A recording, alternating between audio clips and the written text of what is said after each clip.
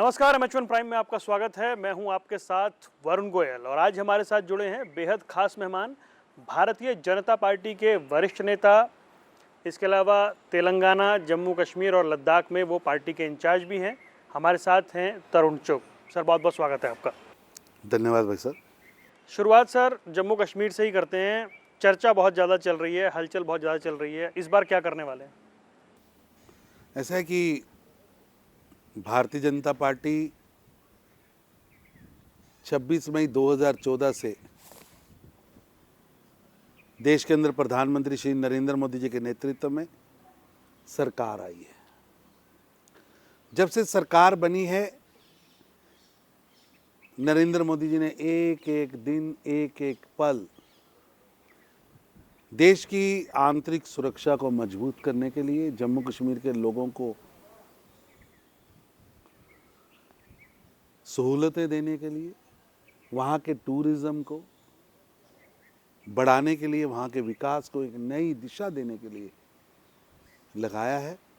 और आप देखिए, जब से प्रधानमंत्री श्री नरेंद्र मोदी जी ने काम शुरू किया है,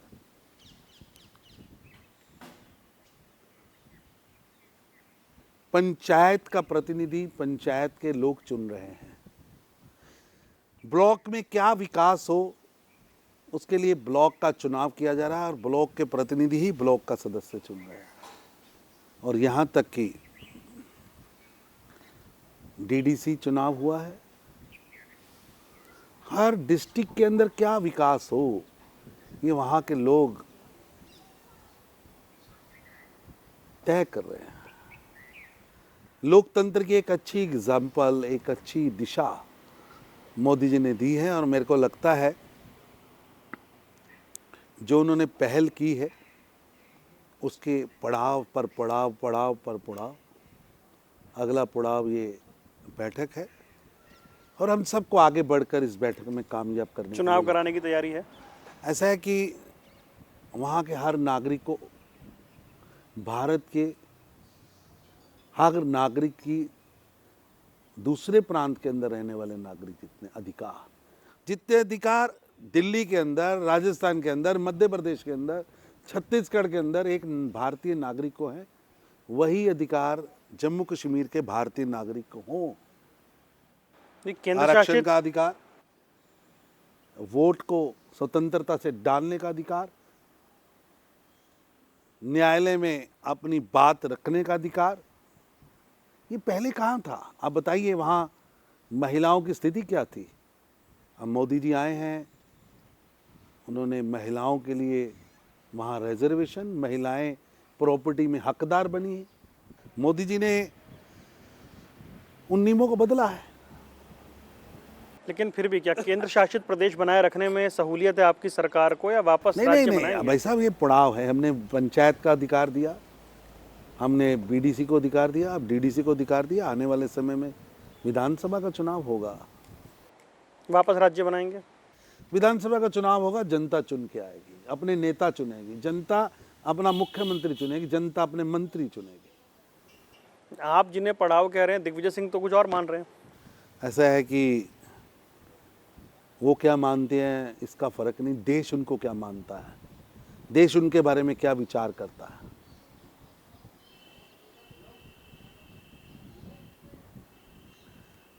वो हो सकते हैं राहुल गांधी के राजनीतिक गुरु, उनके टीचर, लेकिन हमेशा उनका बयान दूध में नींबू डालने जैसा ही है। अब देश को आगे बढ़ना है, विश्व का प्रचार बंद करिए, लड़ाने का काम बंद करिए, देश को आगे बढ़ने दीजिए। टीम इंडिया के रूप में देश के सभी मंत्री, मुख्यमंत्री, सभी टीम इंडिया के रूप में नरेंद्र मोदी जी के नेतृत्व में देश को आगे लेके जाएं, ये सोच मोदी जी ने डेवलप की है। गोयल जी, एक समय था, ठीक है आप लड़िए, पार्टी का हर एक का अपना अपना विचार हो सकता है, लेकिन जब राष्ट्र की नीति की बात आए, देश को आगे लेके जाने की बात आए, देश के विकास की बात आए, देश के सम्मान की बात आए, हम सब लोगों को एक लाइन में, एक पंक्ति में खड़े होना है। आप तो खैर टीम इंडिया की बात कर रहे हैं, सभी मुख्यमंत्रियों की बात कर रहे हैं, लेकिन जैसे आपकी सरकार के 7 साल पूरे हुए हैं, ऐसा लग रहा है कि ये सरकार सबसे मुश्किल दौर से गुजर रही है, सबसे लो पॉइंट पर है। कोरोना की सेकंड वेव और कोविड मैनेजमेंट को लेकर जितने आपके विरोधी हैं, शायद कोई दिन होगा उन्होंने आपको ना घेरा हो, और जो हालात भी बने ऐसा लगा लोगों में नाराजगी भी है। ऐसा है, मैं आपसे सहमत नहीं हूँ, ये आपका व्यक्तिगत मत हो सकता है। दुनिया की सभी एजेंसियों की रिपोर्ट्स देखिए, अभी कल छाया हुई है रिपोर्ट, आज विश्व के अंदर कोरोना महामारी से लड़ने वाला नायक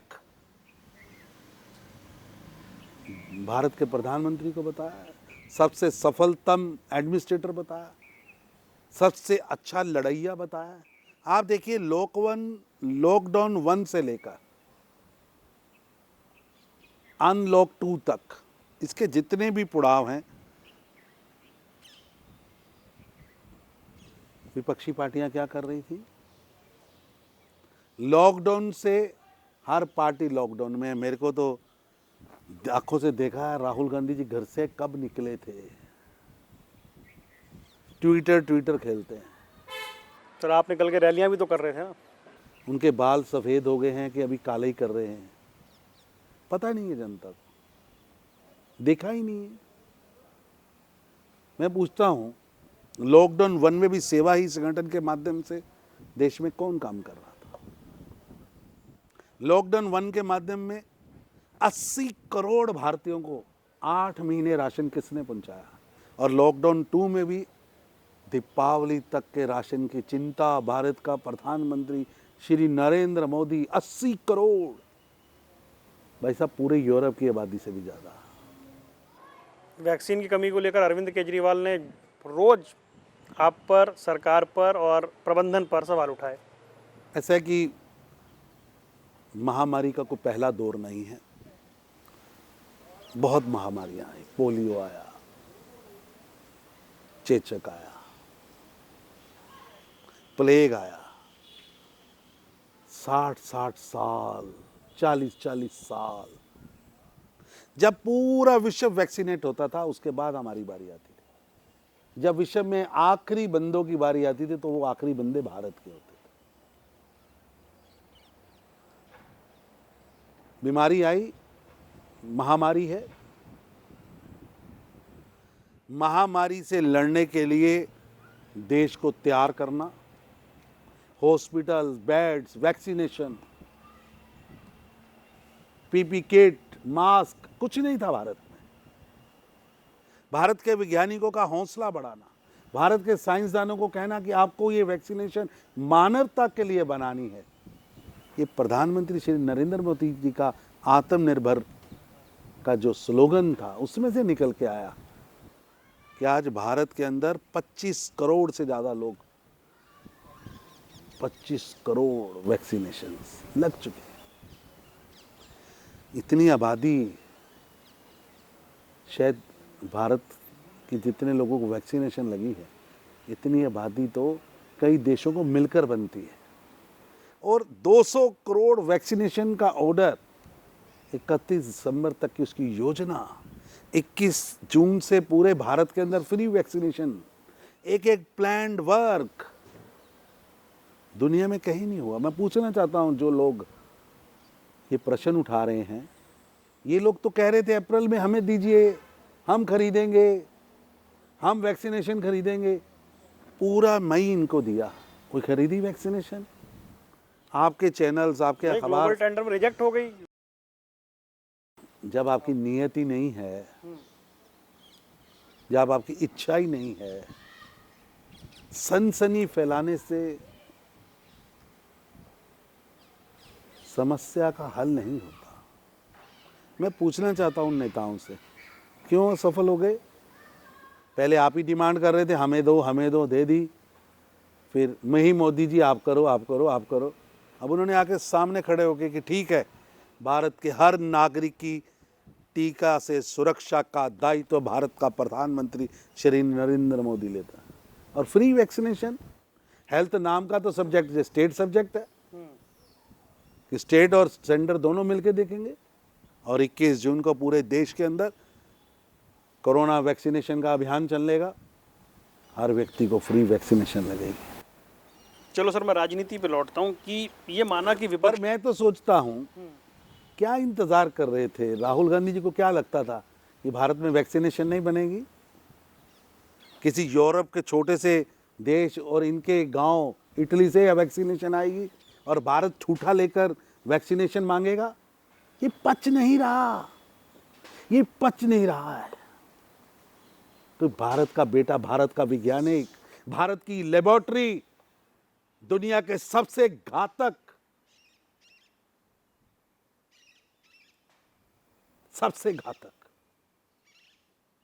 वायरस के खिलाफ वैक्सीनेशन बना सकती है और दुनिया की सफलतम वैक्सीनेशन बना सकती है और दुनिया की सबसे सस्ती वैक्सीनेशन बना सकती है और दुनिया की सबसे बड़ी जनसंख्या को वैक्सीनेशन लग सकती है और समय पर लग सकती है। महामारी के 60 साल बाद नहीं, 70 साल बाद नहीं, महामारी के मध्य लग सकती है। इंतजार कर रहे थे यूरोप से आएगी, इनके ननिहाल से आएगी। मैं पूछना चाहता हूं राहुल गांधी जी से, क्या आपके छुटभैये नेता क्या ट्वीट आप कर रहे हैं?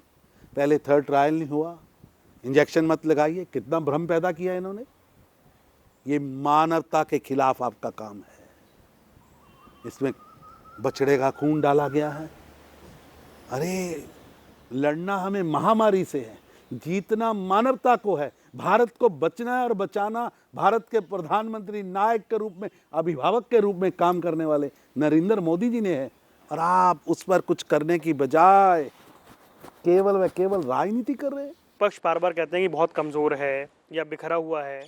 क्या उसकी वजह से आपकी सरकार या पार्टी थोड़ी सी ओवर कॉन्फिडेंस हो गई है? क्योंकि पेट्रोल डीजल को लेकर, उसके दामों को लेकर या महंगाई को लेकर के ऐसा लग रहा है कोई रिएक्शन ही नहीं है। रोज रेट बढ़ते हैं, एक दिन नहीं जाता और ऐसा लग रहा है कि जैसे कोई फर्क नहीं पड़ रहा है। ऐसा है कि पेट्रोलियम मंत्री बहुत स्पष्ट कर चुके हैं। हमने इंटरनेशनल प्राइस को भारत के प्राइस के साथ जोड़ा है। यहाँ तो पूरे विश्व के अंदर रेट नहीं बढ़ रहे तो यहाँ बढ़ रहे हैं, तो आप अपराधी मान लीजिए।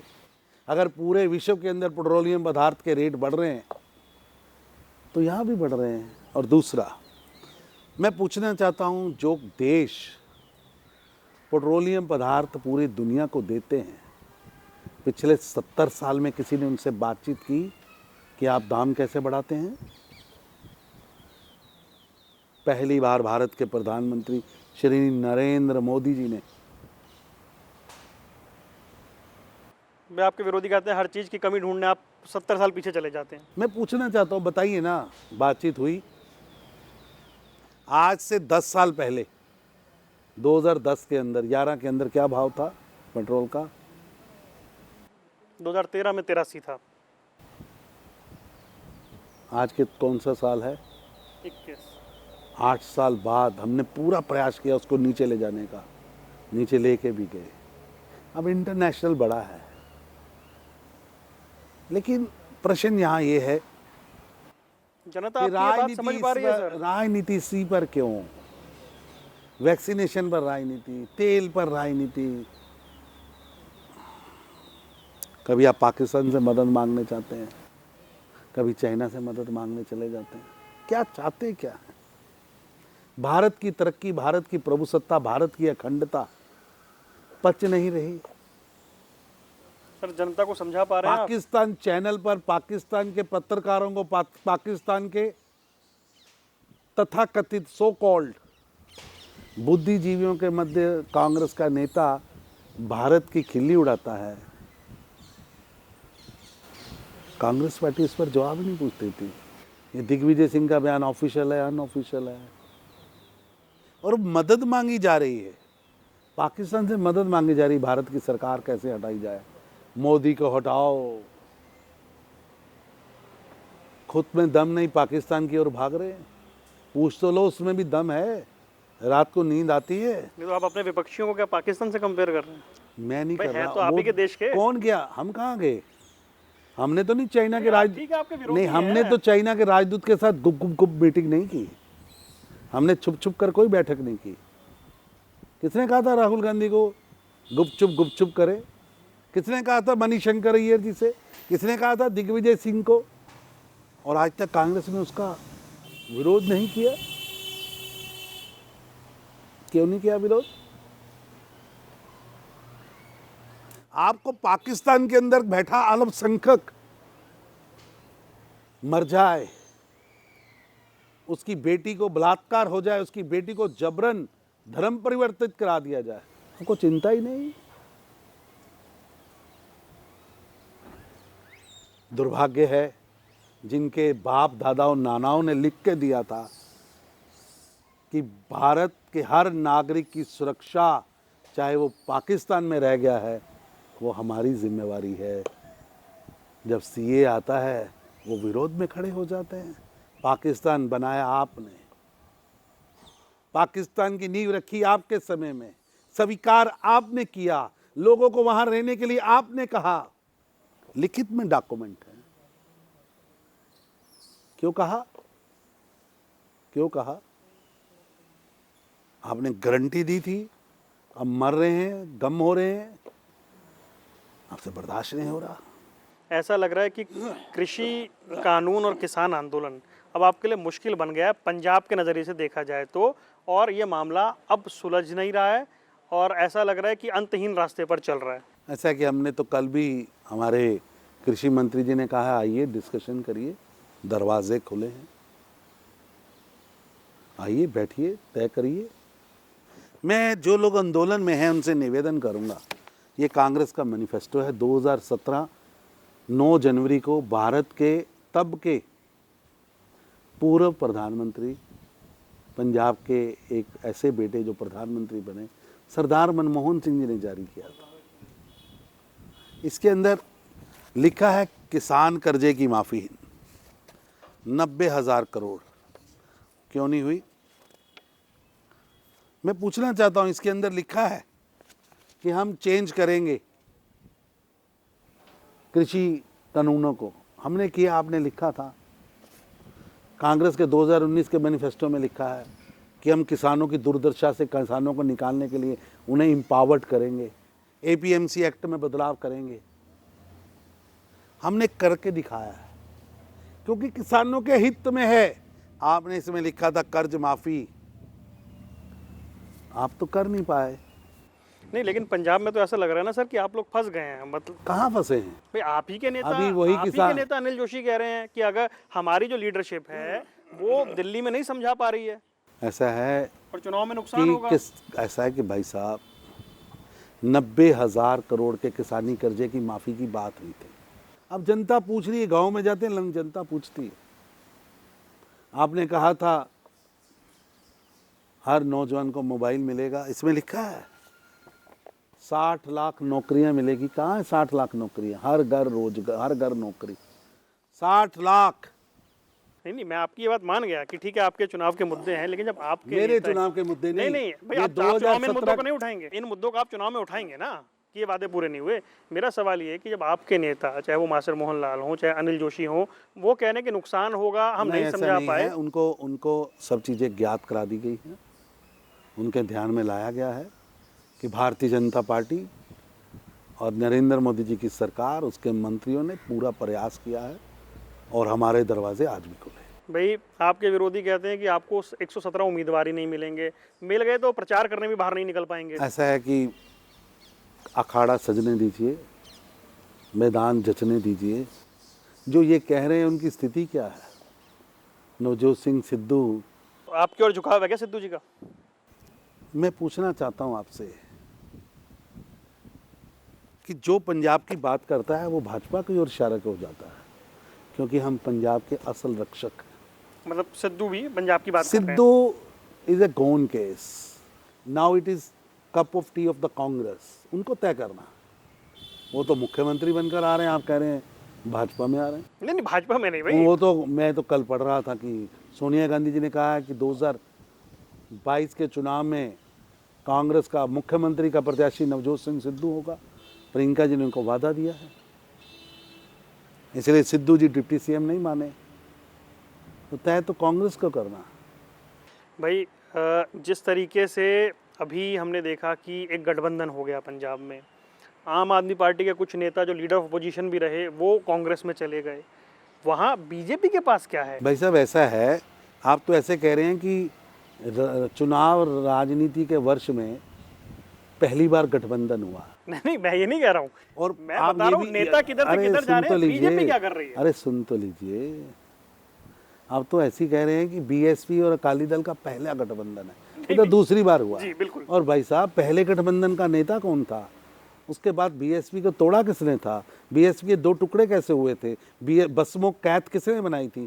कैद किस पार्टी के सांसद थे? हिस्ट्री में तो जाइए, क्योंकि दुनिया में गठबंधन तब कामयाब होता है जब एक पार्टनर दूसरे पार्टनर को वोट ट्रांसफर करने की शक्ति रखता हो।